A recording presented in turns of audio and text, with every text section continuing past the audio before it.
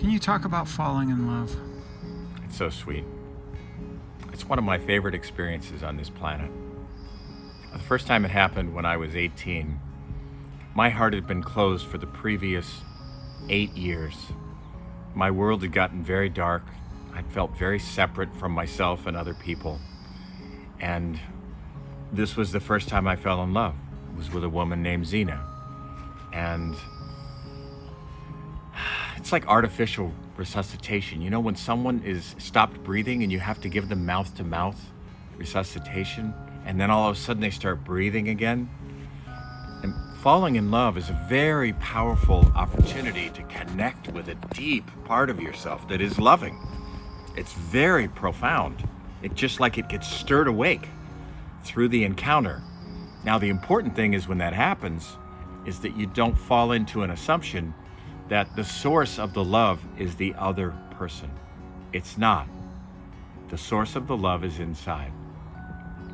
But That's a big one.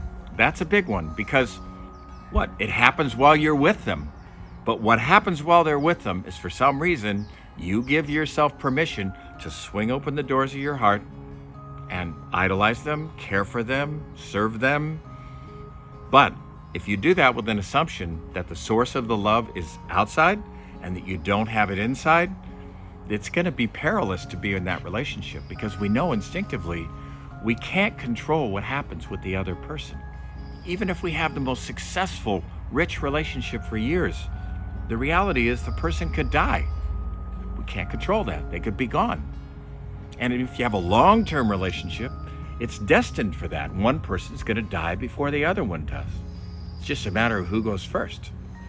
So that's why I say that to be in an intimate relationship that's healthy, your primary relationship is life needs to be made your relationship with yourself.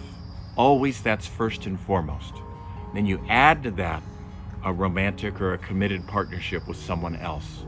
If that starts to become first fiddle, it starts to be the lead, and your relationship with yourself gets neglected and it's not first, that's not going to lead to a long-term successful partnership.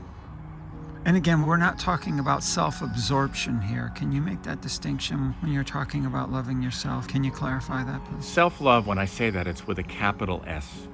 So capital S means the authentic self or the soul. So it's the deepest part of our nature. It's our divine nature. It's who we are. There's wisdom there and love and compassion. That's the one I'm talking about bonding with as your primary relationship, the deepest part of you. And if you're smart, at least my approach has been, I want to continue to know deeper levels of that self. I'm always looking for the next layer to be able to get saddled up closer to parts of me that are sublime, that are steady, that are flowing, that are sweet, that are devoted, that are, like joyful. Now, if two partners make their relationship with themselves first, then they bring the fullness that comes from that into the relationship, then the relationship flourishes. It's an automatic.